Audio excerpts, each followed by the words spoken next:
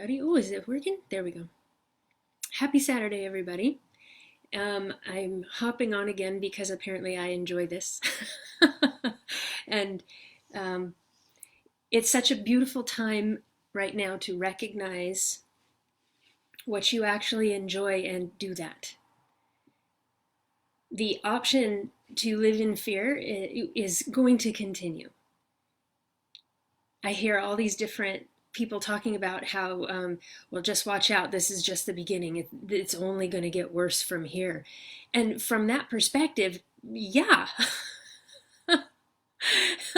if if your perspective is coming from a place of seeing the next bad stuff coming down the pike, and that's how you're focused, well, yeah, you're going to start seeing more things coming down the pike that will strengthen your ability to see scary things coming down the pike. If you look at it, even if you don't know anything about quantum physics, which can now describe that phenomenon in mathematics and all that good stuff, it's the same. It's just how human awareness functions.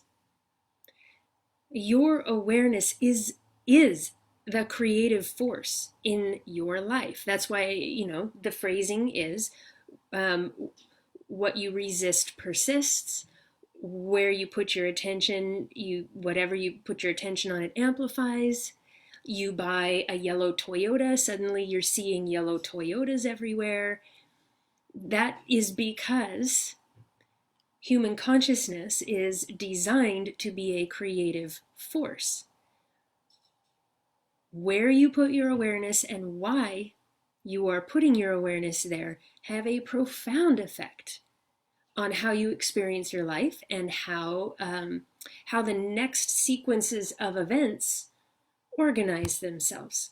So there are people stocking up on toilet paper, which I still don't quite get it. And then there's a shortage of toilet paper. Is everybody like literally filling their closets with toilet paper? Is that actually what's happening? I don't even know. And that perception of scarcity opens the way for people to see scarcity every place else. It's a perception, and it's a manufactured perception that wants everybody to identify with the fact that they have to look out for themselves. They have to look out for number one, and you really can't relax on this one because you just don't know what's going to happen. Actually, driving home from one of my remote offices that I generously allow to operate as a coffee shop. I go to Pete's Coffee a lot. Driving back from Pete's Coffee today, there was a man in the middle of on one of the islands in the intersection, and he had a big sign he's holding up, and he had rolls of toilet paper in his other hand, and his big sign said, "Share your toilet paper." I thought that was fantastic. And yet there are people having conversations all over the place about, what are we going to do when there's no more food? What are we going to do when there's no more toilet paper? And this is in San Diego, like the fear has everybody acting from a place of protecting themselves. And like I said in my the little video I did the other day, there's a difference between taking action to protect yourself, or you can shift your perspective and you can take action to create a different way of doing things. So, for example, if you are if you're having germophobia and washing your hands or using hand sanitizer, or what an amazing thing this virus is to bring people's awareness right to a head, whether they're going to have really scary awareness, or whether they're going to relax and start sharing with their neighbors. I mean, things like this virus and the media attention, all the attention it gets, it's such a beautiful catalyst to invite people to look, to even see their own perspective, and to potentially realize, there might be a different way. So, if you really do want to make a difference, you can wash your hands because you're afraid of everybody getting sick and being a part of that, or you can wash your hands because you have love and care and kindness for others. But when we're doing these things, like, look at why you're doing what you're doing. Is it coming from love, or is it coming from fear? It matters, because your awareness of why you're doing what you're doing has an effect on your very next experiences.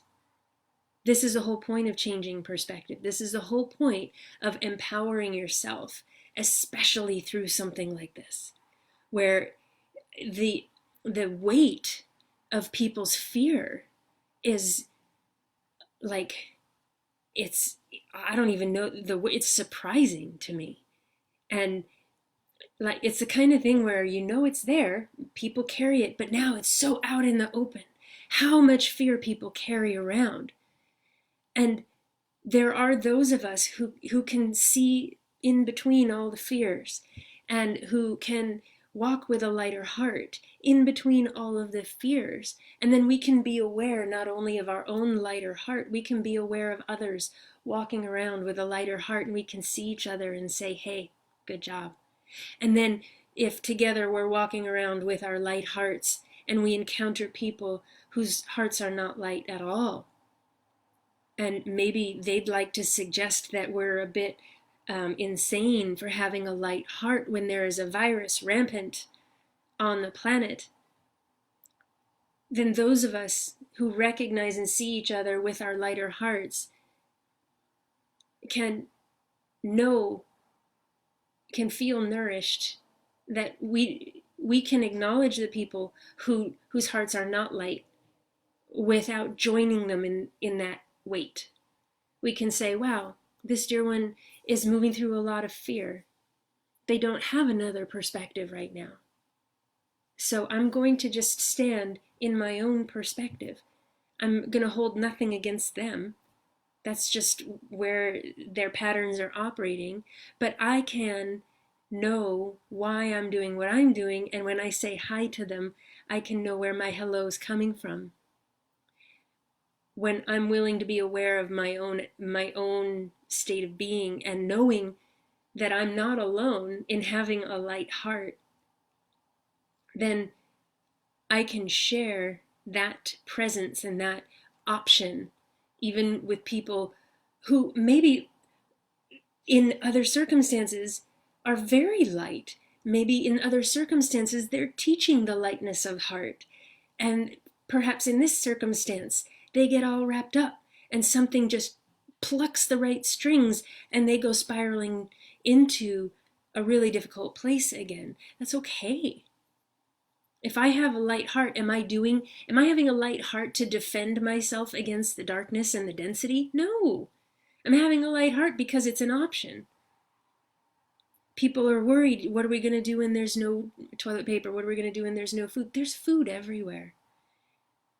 The scarcity that there seems to be gets amplified when we fear not having enough.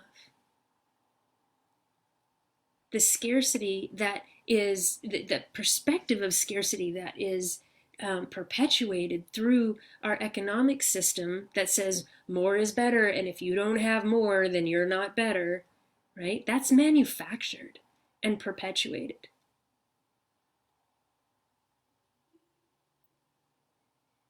So while all that stuff is going on, there is the option as well to look at, why am I doing what I'm doing? If I'm going to work today, why am I doing what I'm doing? Am I going to work because I'm scared that I won't have money later? Maybe. That's different than going to work because it keeps things moving and because I can be a contribution there. And because keeping things moving and being a contribution is a totally different perspective that perpetuates and creates more circumstances of contribution and keeping things moving. It's just the simplicity of how humans create on the planet. You have so much influence and so much power to create, to actually affect not only your own experience, but to affect the upcoming experience, to affect the experience of others, simply by leaving some space open. That, right now the boat's rocking kind of a little bit hard among humanity all around the planet, but the boat's rocking. The weather will change. It always does. This is, again, the magic of being human, is our capacity and hopefully willingness to be available to see things differently than fear and domination and always having to survive a perspective or a suggestion that the carpet is always one moment away from being pulled out from under our feet. Believe me, I have been there. I have been without home. I have been living out of my car. I have been with no resources because of this scarcity, because of that perspective, because of being so constantly looking for what's going to be taken away next, that I keep perpetuating the sequences of events where things go away. I've been there and walked myself through for exactly the reasons that I'm sharing with you, because there is a different perspective available, and it might feel really weird and really scary to entertain that I might live differently than the people who are still participating in fear. It's a weird transition to make, but it's only weird because it's unfamiliar. It's weird because it's uncommon as yet.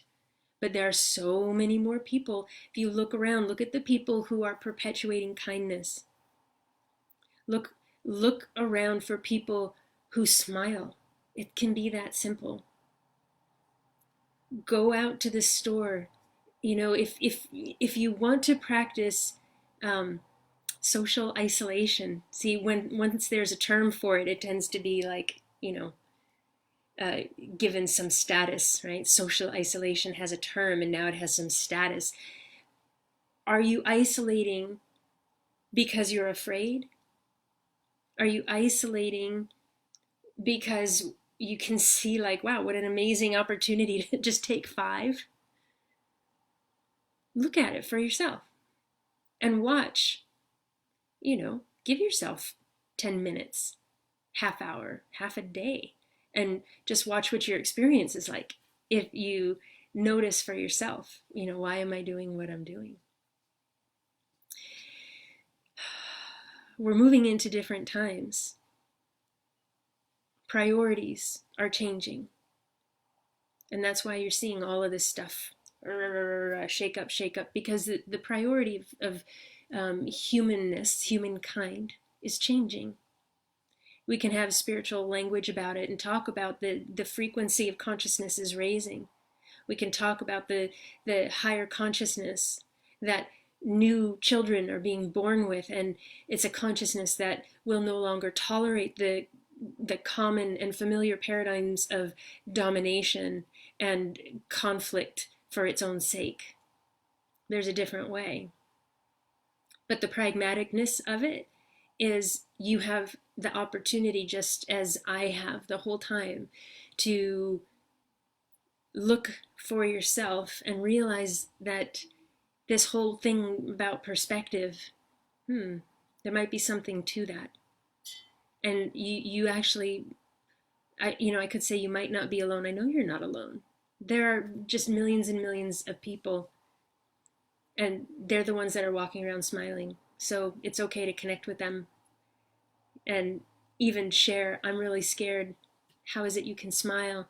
And let new connections happen. There are so many people who are not afraid. It's okay to be friends with them too. It's okay to be friends with people who are afraid, because that makes sense too. So, why are you doing what you're doing? Why I'm doing what I'm doing is because I can. Because there's an option. There's an option to walk around and be nice to people. It feels awesome. There's an option to be nice to myself, for crying out loud. It's an option. So play with that as you wish. And Stephanie, it was good to see you.